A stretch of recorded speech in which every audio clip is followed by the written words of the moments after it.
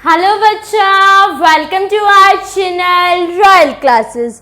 आज हम बात करने वाले हैं हमारे क्लास 9th के बायोलॉजी टिश्यू वाले चैप्टर के।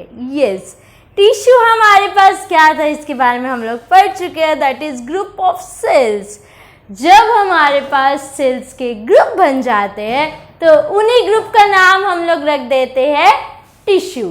टिश्यू भी हमारे पास डिफरेंट टाइप के थे, plant tissue and the animal tissue. Plant tissue के भी हमने फर्दर क्लासिफिकेशन पढ़े थे, तो आज हम उन्हीं क्लासिफिकेशन को आगे प्रोसीड करेंगे। आज हम पढ़ेंगे उन प्लांट टिश्यू के बारे में। Like first one is meristematic tissue. क्या है, क्या उसके फंक्शन है, कैसे पता चलता है, what are the characteristics of this tissue, ये सब हम लोग आज की वीडियो में देखने वाला है। इसलिए वीडियो को लास्ट तक देखना और चैनल को लाइक शेयर एंड सब्सक्राइब करना तो बिल्कुल भी नहीं भूलना है। क्वेश्चन है हमारे पास सबसे पहला, meristematic tissue. Yes, tissue which is group of cells which are now we have to discuss about the plant tissue। तो प्लांट टिश्यू में फर्स्ट टाइप आया था हमारे पास मेरिस्टेमेटिक टिश्यू। ये जो टिश्यू था, इसका मेरिस्टेमेटिक का मेन मतलब अगर मैं बात करूं तो मेन मतलब होता है पोटेंशियल टू डिवाइड। इसके अंदर इतनी पोटेंशियल होता है, इतना वर्क डन करने की पावर्स होती है कि ये सेल को डिवाइड कर देता है एंड फॉर्म्स न्यू सेल, और साथ ही साथ नई सेल भी बना देता है। Yes, this is the meristematic tissue. What do you mean by meristematic? अगर कोई बात नॉर्मली पूछ ले तो potential to divide and form new cells. Now moving to the characteristics of this meristematic tissue. ये जो मेरिस्टेमेटिक टिश्यू है उसके क्या क्या कैरेक्टरिस्टिक्स हैं? तो पहली बात आई, what is the shape and the size of this tissue. तो बोला इसका जो शेप है वो होता है basically spherical in shape. Meristematic tissue हमें किस शेप का मिलता है? Spherical in shape. और साइज इसका बहुत छोटा होता है, तो size is small. First characteristics आ गई, शेप एंड द साइज। तो शेप इसकी स्फेरिकल होती है और साइज इसका स्मॉल होता है, meristematic tissue. Now next characteristics, how is it cell wall. इसकी सेल वॉल है या नहीं है? पहली बात तो अगर है तो कैसी है? तो बोला प्लांट टिश्यू है तो सेल वॉल इसमें प्रेजेंट होगी। सेल वॉल प्रेजेंट होगी, वो थिन होगी और साथ ही साथ वो क्या होगी? Elastic in nature. Cell wall present भी है, थिन भी है और साथ ही साथ किस नेचर की है? इलास्टिक नेचर की है। ठीक बात। तो बेसिकली मेरिस्टेमेटिक टिश्यू में पहला पॉइंट आया कि सेल वॉल प्रेजेंट होगी, थिन होगी और इलास्टिक होगी। अब आया सेल का कंटेंट, मतलब सेल के अंदर क्या क्या है। तो देखा सेल के अंदर न्यूक्लियस है और वो न्यूक्लियस बहुत लार्ज है। सबसे मेन बात, न्यूक्लियस तो है पर न्यूक्लियस क्या है? लार्ज है। ऐसे साइटोप्लाज्म जो है वो एक थिक, बहुत ज्यादा थिक और डेंस है। Cytoplasm thick and dense. ठीक बात। तो ये था हमारा सेल कंटेंट, मतलब सेल के अंदर क्या क्या है। फिर आया एक्टिविटीज कि क्या एक्टिविटी परफॉर्म करता है। तो बोला एक्टिविटी में ये क्या करता है? रेस्पिरेशन जो है इसमें बहुत रैपिड होता है। Respiration is rapid. रेस्पिरेशन होता है और वो बहुत रैपिड होता है, इसीलिए फूड की सप्लाई भी इसको बहुत ज़्यादा चाहिए होती है, क्योंकि रेस्पिरेशन में हम फूड को ही चेंज करते हैं एनर्जी के अंदर। Respiration is a process in which we get the energy, जिसमें हम एनर्जी ऑब्टेन करते हैं from the food, that is known as respiration. तो रेस्पिरेशन बहुत रैपिड होगा जिससे हमें फूड सप्लाई क्या चाहिए? हाई चाहिए। ये तो थे बेसिकली इसके कैरेक्टरिस्टिक्स कि अगर हम मेरिस्टेमेटिक टिश्यू को देख रहे हैं तो हमें क्या क्या पता चल रहा है। उसकी शेप स्फेरिकल है, साइज स्मॉल है, सेल वॉल प्रेजेंट है, थिन है, इलास्टिक है।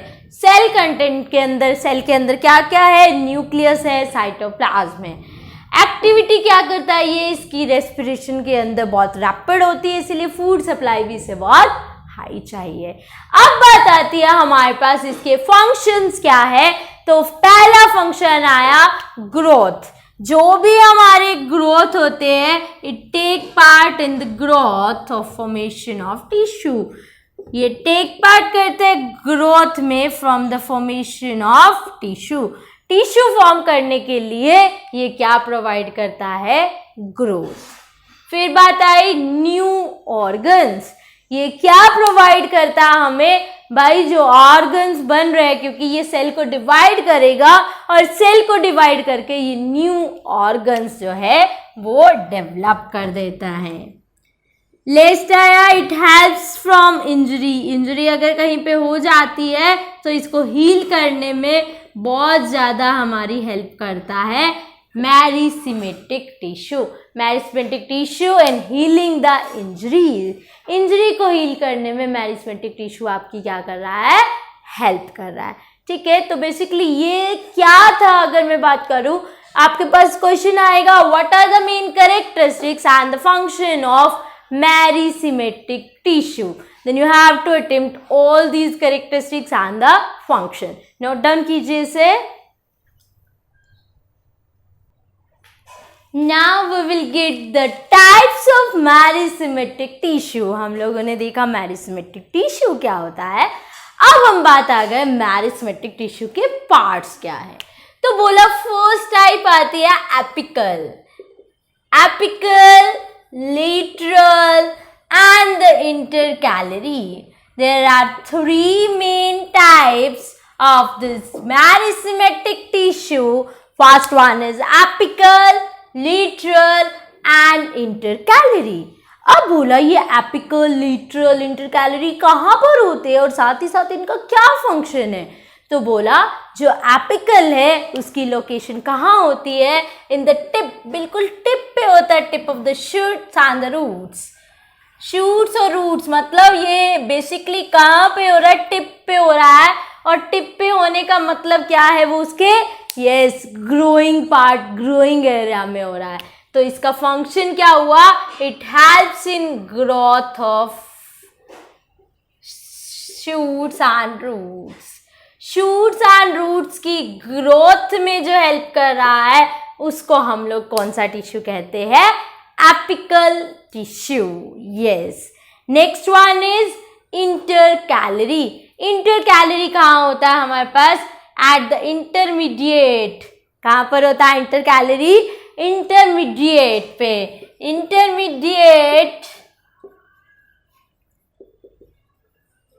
ठीक है, यहाँ और यहाँ जो हमारे पास होगा intermediate of the base of leaves and the internodes.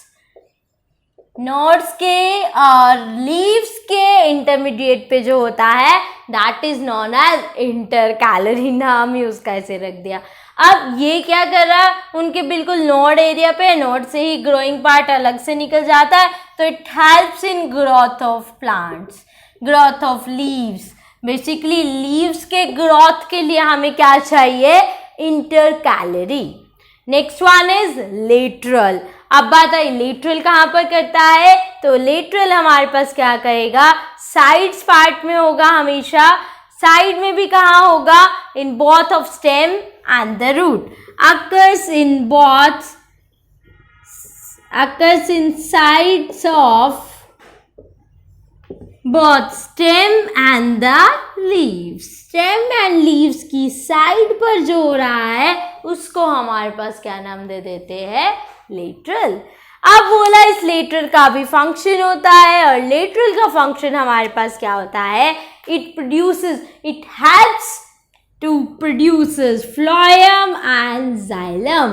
Yes, phloem and xylem tissue को प्रोड्यूस जो करवा रहा है वो भी कौन करवा रहा है हमारे पास, हमारा lateral tissue. So basically we have the meristematic tissue, and meristematic tissue has mainly three parts: apical, lateral and the intercalary. Apical हमारे पास कहाँ पर है, बिल्कुल टिप पर है, इंटरकैलरी बीच में है, लेटरल साइड में है। एपिकल और अगर इंटरकैलरी का काम कहे तो वो सिंपल सा काम है ग्रोथ करवाने का, जबकि जो हमारा लेटरल है, लेटरल का फंक्शन हमारे पास क्या है, lateral helps, lateral provides us phloem and xylem. ठीक बात। तो ये हमारे पास क्या था, ये था हमारे पास about the meristematic tissue, that is the first tissue of plant tissue. Okay, तो सेकेंड टिश्यू को देखने के लिए चैनल को लाइक शेयर एंड सब्सक्राइब करना बिल्कुल भी ना भूलें। Thank you.